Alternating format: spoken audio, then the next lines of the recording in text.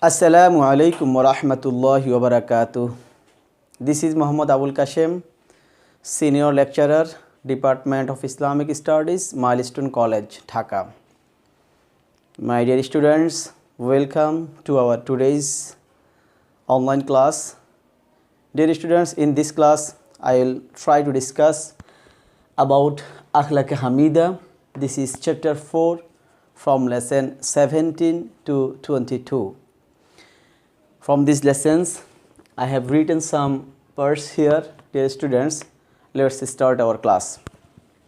First of all, fraud, it is lesson 17. According to our textbook, the word fraud means who doing, play false, deceit, deprive, etc. That means cheating is one kind of fraud. Now, the definition of fraud. According to Islamic terminology, seeking self-interest by concealing the real phenomena or real fact and through disguise or deceit is called fraud. That means for seeking anyone's self-interest, if anybody achieve anyone's self-interest through disguise or deceit, it will be regarded as fraud. This fraud is more dangerous than lying, and it is said fraud is also one kind of lying. But in fraud, there are two types of demerits for us. One is lying, another is breaking the promise or to breach the trust of another person. That's why fraud is more dangerous than lying. Now, we will learn about the demerits of this fraud. Dear students, Islam never appreciate or allow these types of fraudulent activities, that is called cheating. Islam never accept these types of activities. According to Islam, fraud is haram in Islam. I have written some points on this fraud, on the demerits of fraud. You may write down the points. The first point from this fraud. First one, you may write fraud is haram in Islam, as this is one kind of cheating and it can't be done by a mu'min or Muslim. That's why fraud is considered as haram in Islam. And another point, you may write that a fraud person is not a mu'min even. According to a hadith of Prophet Muhammad sallallahu alaihi wasallam, man gasha falaysa minna. Rasulullah sallallahu alaihi wasallam says, he who cheat does not belong to our folk. And another point, you may write that it is Allah's order not to do fraud. Allah subhanahu wa ta'ala says in the Holy Quran, وَلَا تَلْبِسُوا الْحَقَّ بِالْبَاطِلِ وَتَكْتُمُوا الْحَقَّ وَأَنْتُمْ تَعْلَمُونَ. You do not confound truth with falsehood and do not conceal the truth knowingly. That means, according to this ayat of Al-Quran, fraud is forbidden by Allah subhanahu wa ta'ala. Another hadith, another point you may write, a fraudulent person is the enemy of Allah subhanahu wa ta'ala. Rasulullah sallallahu alaihi wasallam says in a hadith, the person who sells the defective goods without informing the buyer, he is not he is the enemy of Allah subhanahu wa ta'ala, and angels of Allah subhanahu wa ta'ala curse these types of persons. So according to al-hadith, a fraudulent person is the enemy of Allah subhanahu wa ta'ala, and angels curse these types of peoples. So according to all these ayats and hadiths, fraud is haram in Islam. Fraud is one kind of akhlaq zamima. We will never do fraudulent activities and cheating type activities. Now the second part, ghibat and its consequences. This lesson is in lesson 18.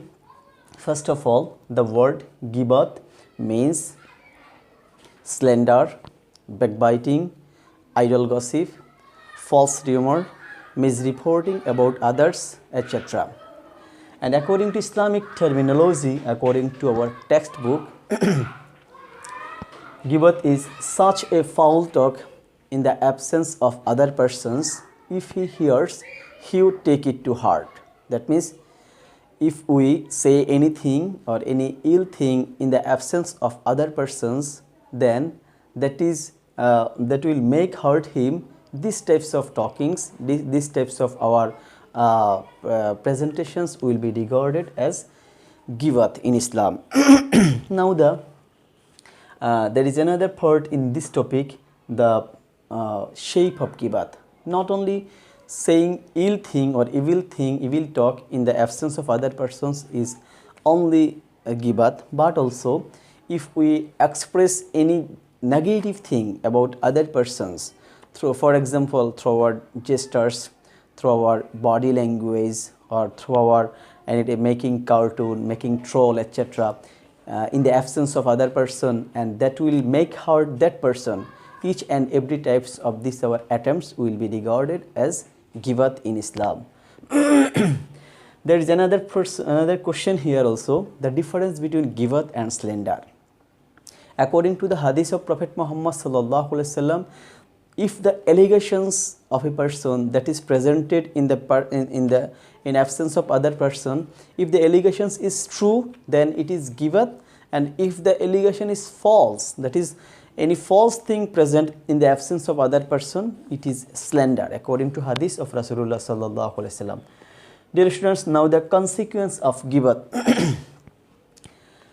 First point you may write as the consequence of gibat, it is haram in Islam, because this gibat is too much dangerous activities. Even according to Al-Quran and Al-Hadith, Allah subhanahu wa ta'ala says in Al-Quran, and Prophet Muhammad says in Al-Hadith, many and many ayahs and hadith in this regard, not to do or not to commit gibat. That's why if we commit gibat, it will be haram in Islam. Another point you may write, gibat is equal to eating the flesh of anyone's own dead brother.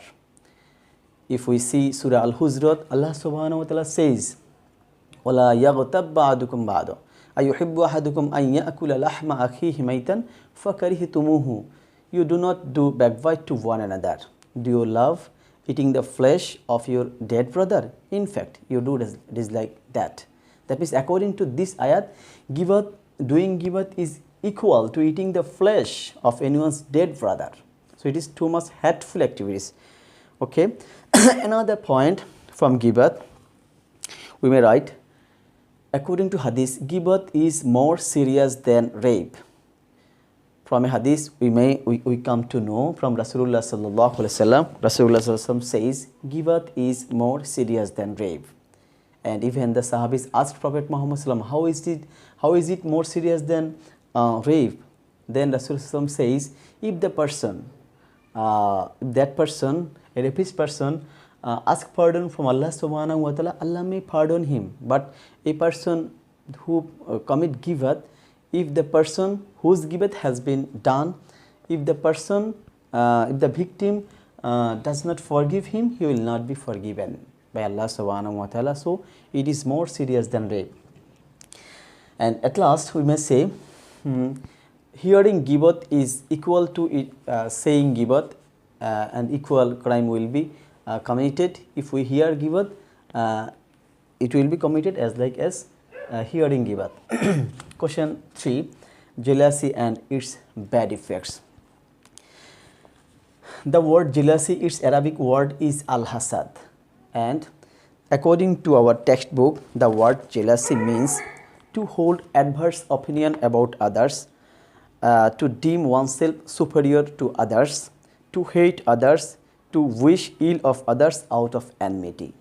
That means, according to Islamic parlance, jealousy is a mental disposition that desire an end or damage of other person's happiness, prosperity and success, and wishing that similar good luck for himself. That means, if anybody among us wish the damage or end of other person's happiness, prosperity and success, as well as wish that similar good luck for us, these types of evil mentality will be regarded as jealousy in Islam. Now the demerits or bad effects of jealousy. According to Islam, also as the previous ones, jealousy is also haram in Islam. And another point we may write, Jealousy destroys all noble attainments of a man. From a hadith of Rasulullah sallallahu alaihi wasallam, we come to learn. Rasulullah sallallahu alaihi wasallam says, "Iyyakum wal hasad, fa innal hasada ya'kulul hasanat kama ta'kulul narul hatab." That means Rasulullah sallallahu alaihi wasallam says, "You save yourself from jealousy, as fire consumes wood, so does jealousy consumes all noble attainments of a man." And another point from the bad effects of jealousy, we may write, a jealous person will not be forgiven by Allah subhanahu wa ta'ala. We know from a hadith of Rasulullah sallallahu alaihi wasallam says, three types of people will not be forgiven by Allah subhanahu wa ta'ala. And one of them is he who cherishes jealous to others or malice to others. So according to this hadith of Rasulullah, a jealous person will not be forgiven by Allah subhanahu wa ta'ala. Even another point we may write from for this part, jealousy destroys deen or Islam. That means jealousy cut into pieces the deen or Islam. So we will not commit this jealousy, these types of bad activities, inshallah. The next point, fitna and fasad and demerits of fitna and fasad. Fitna and fasad both are Arabic word. According to our textbook, fitna and fasad means causing disaster, indiscipline, disorder, etc., anarchy. And according to Islamic parlance, after having orderly and disciplined situation, creating anarchic and indiscipline and disorderly situation is termed as fitna and fasad. This fitna and fasad also one kinds of haram activities in Islam. And according to Al-Quran, Allah subhanahu wa ta'ala says, fitna is more dangerous than murder. Allah subhanahu wa ta'ala says, fitna is more dangerous than murder. That means it is too much serious and too much harmful activities for a Muslim, especially for the society.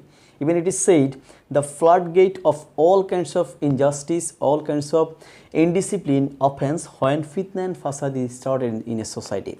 So we have to save ourselves from committing fitna and fasad in our society. And there are many ayats in Al-Quran about not to commit fitna and fasad. Allah says, وَلَا تُفْسِدُوا فِي الْأَرْضِ بَعْدَ إِصْلَاحِهَا.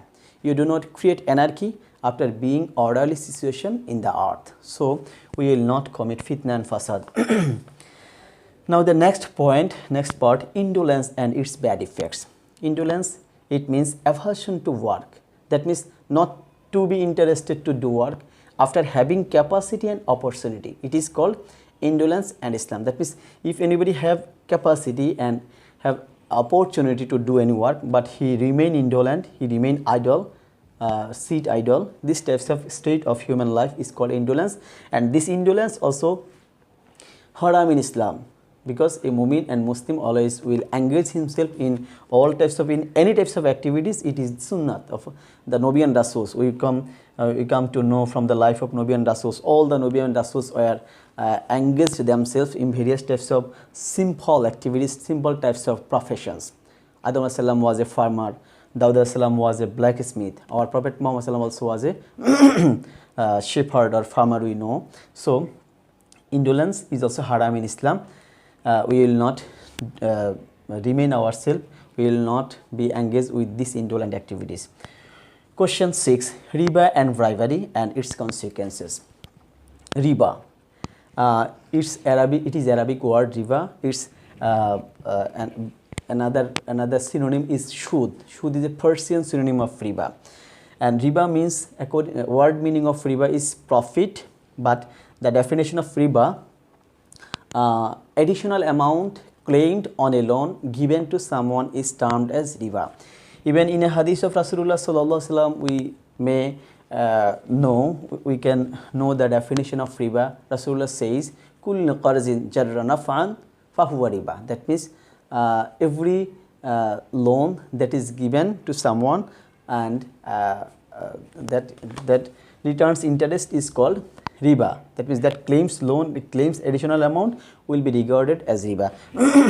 This riba is also haram in Islam.